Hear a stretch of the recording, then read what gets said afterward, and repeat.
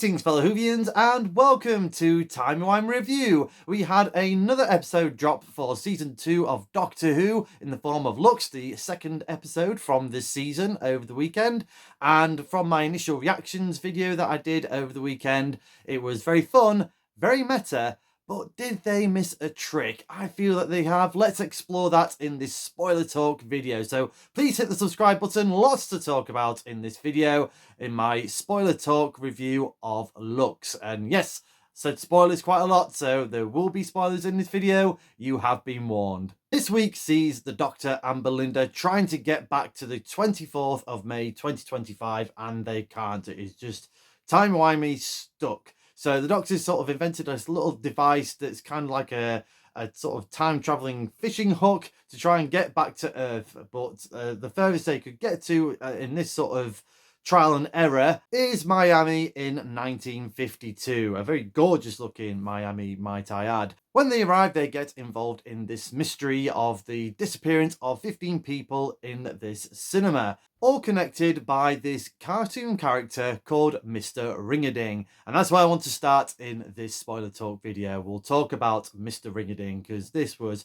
a brilliant villain brought to life vocally by Alan Cumming. And yeah, brilliant. Very, very catchy song. Have you still got the Mr. Ring-a-Ding song stuck in your head? Let me know in the comments.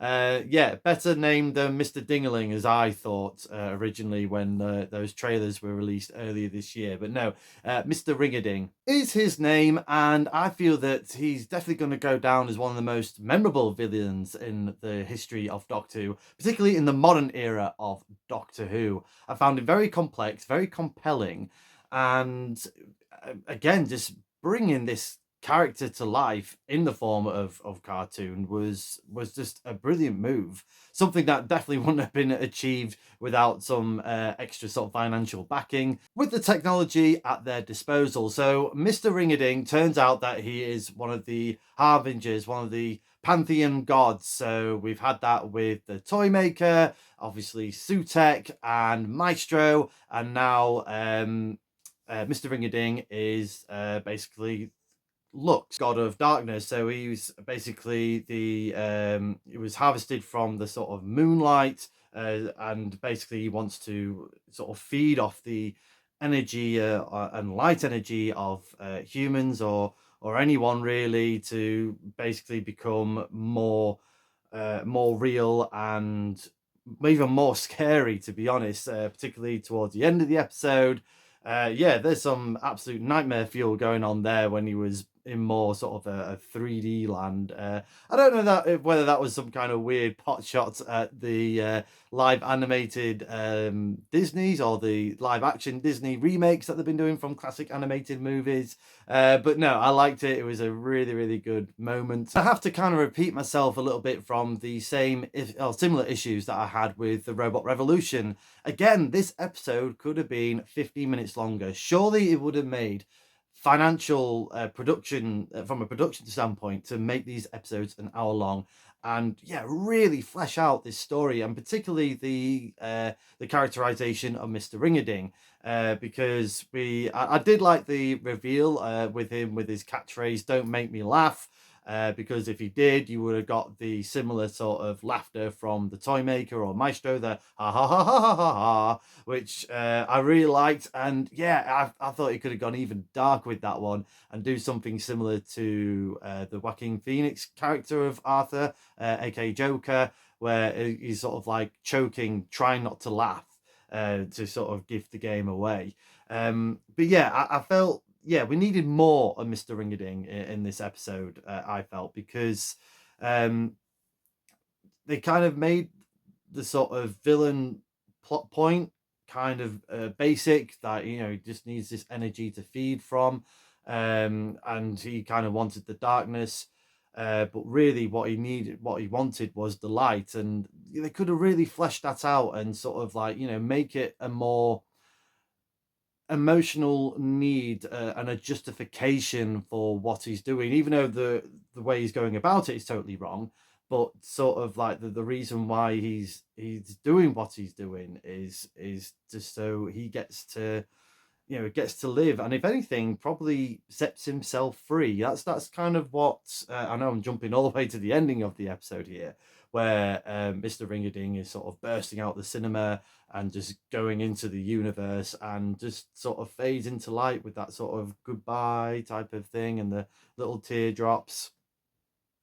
That Yeah, I mean, I get it from there, from what the narrative that we had with the time that was given for this episode, but they really could have just gone all out with Mr. Ringerding. Let's talk about the 15th Doctor and Belinda in this episode, because Ncuti and Varida had a lot to do in this episode, from selling the believability of Mr. Ringerding from a production standpoint. That must have been incredibly difficult to do, where you either if you saw the sort of the making of Doctor Who Unleashed, where they're either stood with either just this thin green pole or a cardboard cutout of Mr. Ringerding. So to sell that must have been really, really difficult. But also talking about the sort of the believability of being in 1950s Florida at the height of the ridiculous segregation, and talking about those moments, because it was definitely important to talk about, and fair play to Russell T Davies as well for running the fine line of those talking head moments, but also not sounding like he's repeating himself, because obviously they talked about this a lot in the episode Rosa. Again, I'm glad they just didn't sort of cover over that, because they could have done, but yeah, it's definitely important not to do that either. Linda was talking to the Doctor about this and saying, "Oh, this is where we're at," and obviously, yeah, absolutely appalled by that behaviour, and Belinda asking the Doctor, "Well, how can you stand for that? Particularly being a Time Lord." And the Doctor replies, again, I'm paraphrasing for this one, but him saying that he is a toppler of worlds, and he has to wait for worlds to topple. But again, a missed trick for me, just to really put the chef's kiss for that scene, is obviously I know there's lots of people that criticise that the Doctor has cried a lot. And in this episode, you'll be pleased to know that there was no crying. There was no crying from the Doctor. But I think this should have been a moment where just the Doctor sheds a single tear when he's talking about worlds toppling, or waiting for worlds to topple that are, right and wrong.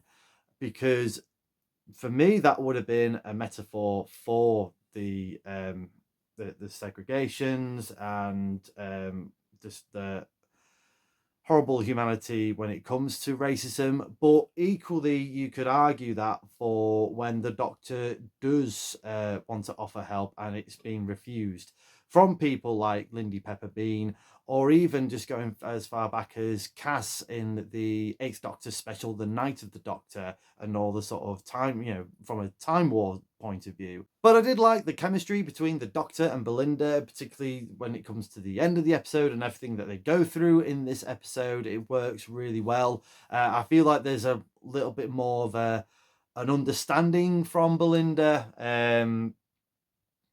When at first, obviously, she just wants to go back to the TARDIS. This is not our time, and the Doctor's wanting to investigate this locked cinema, and yeah, going all Scooby-Doo, or in the Doctor's case, he's Velma. And yeah, it's sort of like I feel like Belinda kind of understands why the Doctor does what he does in terms of helping humanity or helping anyone in the universe, but at the same time, still, I feel, has her reservations of the methods that he uses to solve the problems, or maybe just interfering too much. And I hope they don't lose that in the upcoming episodes, because I do like that sort of tension and and that kind of reluctant traveller vibes that we're getting from Belinda. So I hope we don't lose that. I know it's going to be difficult to sustain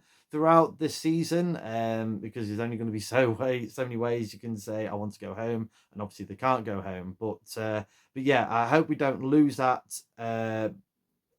Just or Belinda basically just changes the mind at a drop of a hat. I hope we kind of either have a slow change of that perspective for Belinda, or keep the sort of the arguments for and against the Doctor's traveling adventures. Florida was brilliant in this episode. Really love her character. I do like the moment where I think they were just meeting. Oh no, they were going to meet the caretaker, and she says, "Oh, I'm Belinda, and this is the Doctor. Seriously, the Doctor?" And he says, "Yes." Ridiculous. I like those little snappy one-liners. Keep them coming. And yes, another great performance from Ncuti Gatwa as the Doctor. He's definitely grown into his own in this season, and just embracing the campness of the Doctor, and I'm enjoying it. I think if it was any other actor, it could easily fall apart. I know there's definitely Whovians out there that's not a big fan of this persona of the Doctor, and that's absolutely fine. All respect for you, but he is just bringing the full campness of this character to life. When he was escorting Belinda to try on the clothes, and I just found it fun. But let's deep dive into the episode itself, because Mr. Ring-a-Ding is using all his powers to confuse and trap the Doctor and Belinda, and one of them was trapping him into their very own cartoon world. So yeah, the Doctor and Belinda gets turned into cartoons, and again, from a production standpoint, it looked amazing. It was so good.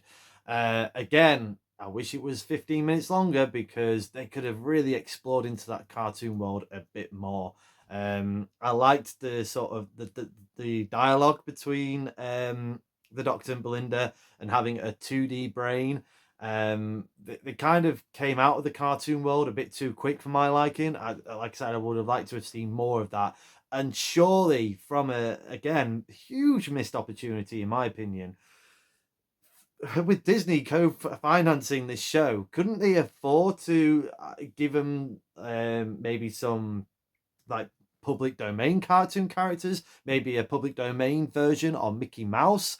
I know it would have drive the fans and probably the mainstream and all the toxic RIP Doctor Who haters out there wild, but it was right there for the taking. They really should have done that and made people sort of worry about it and talk about it and have to see it for themselves.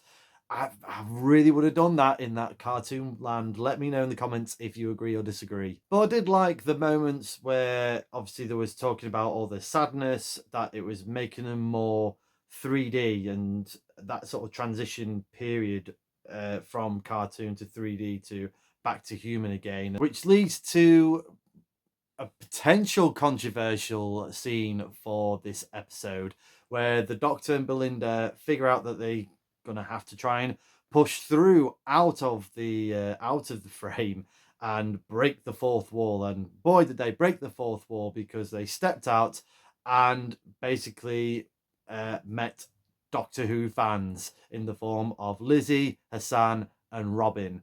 So they were basically told that you are a TV characters, you are characters from a TV show, and we're your biggest fans. And yeah, you're either gonna love this scene or you're gonna absolutely hate this scene. I don't think there's gonna be any sort of bigger room for middle ground on this one.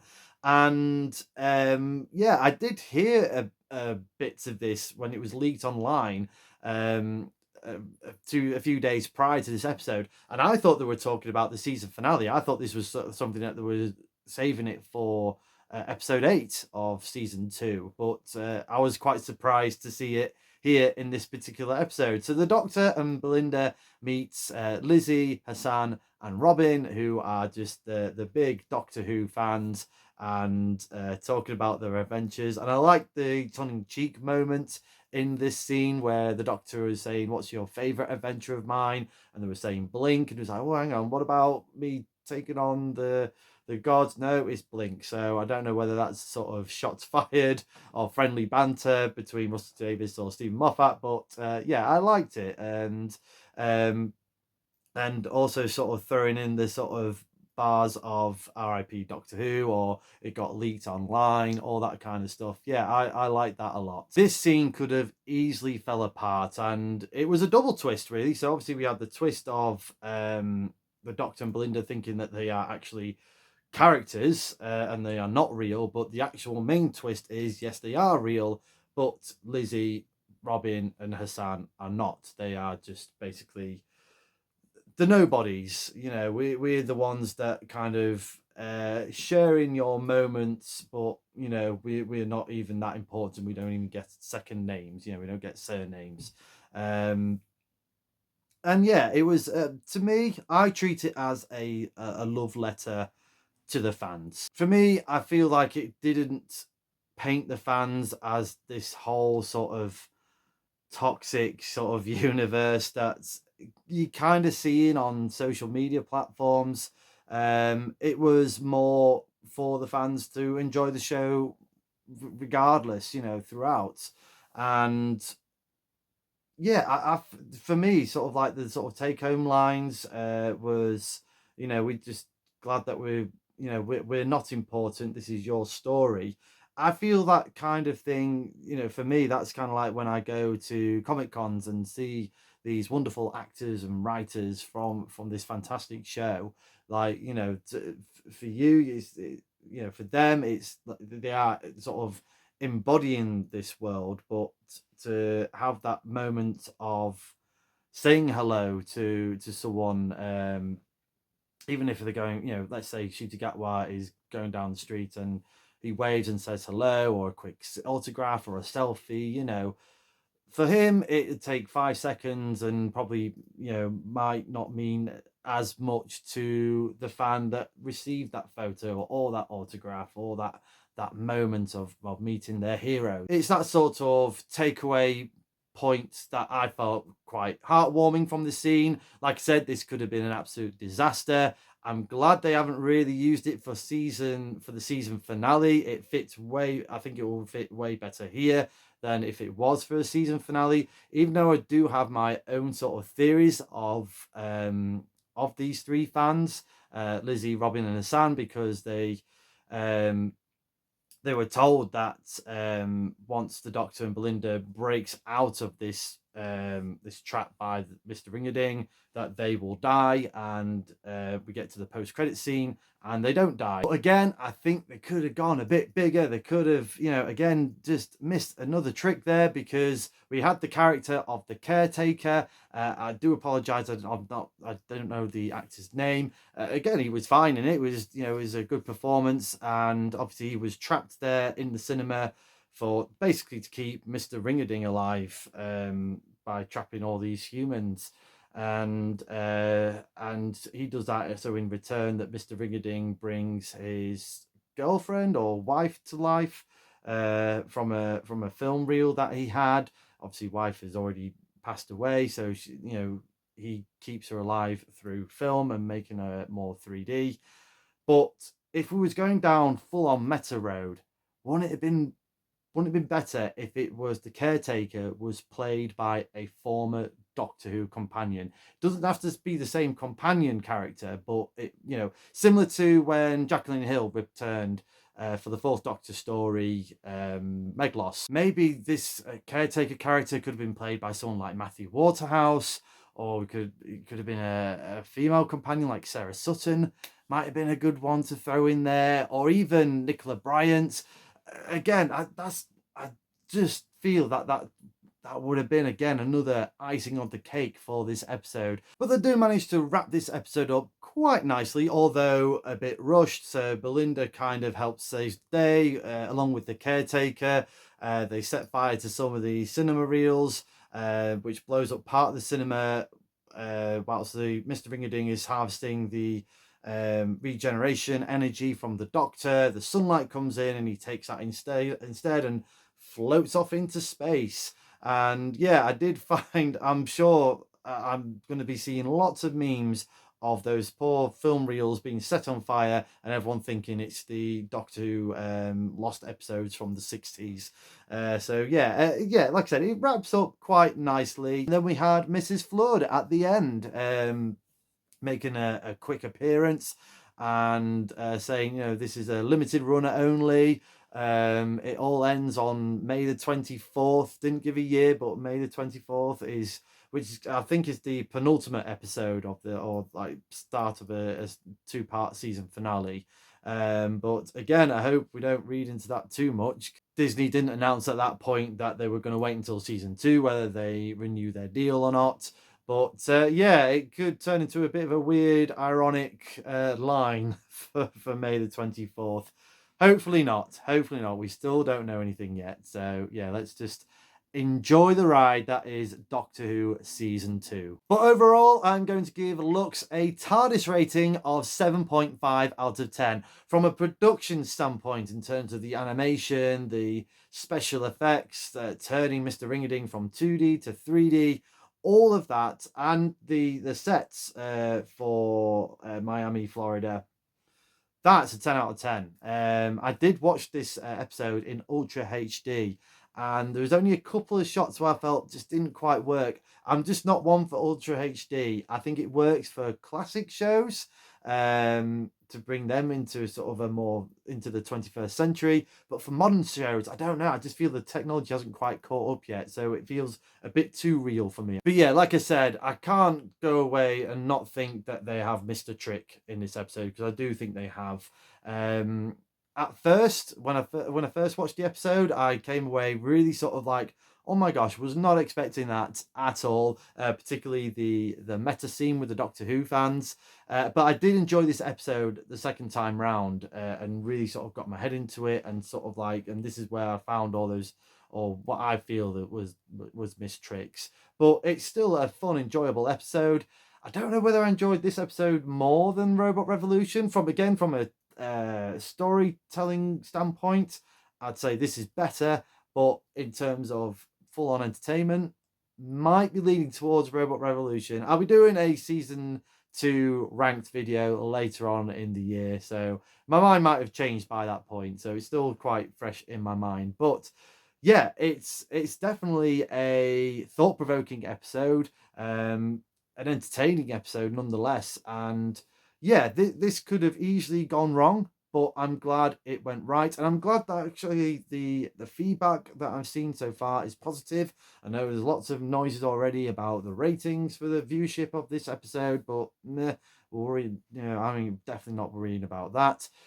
It's the enjoyment sort of part of it that I'm looking at, and the positive, and the overall is positive. So yeah, I wanted to be onwards and upwards. I wanted Doctor Who Season 2 to raise the bar from Season 1, and so far, so good. But what did you think to Doctor Who Lux? Did you enjoy this episode? Did you not like this episode as much? Do you agree or disagree with some of the points that I've made? Let me know in the comments below. But thank you very much for watching this video. I hope you've enjoyed this spoiler talk review. If you have, please like, share and subscribe. Hit the cloister bell for more notifications. Come say hello and follow me on Facebook and X, and do check out my other fantastic Doctor related content on the Timey Wimey Review TikTok page, and of course right here on the Timey Wimey Review YouTube channel. Thanks for your love and support as always. Until we meet again.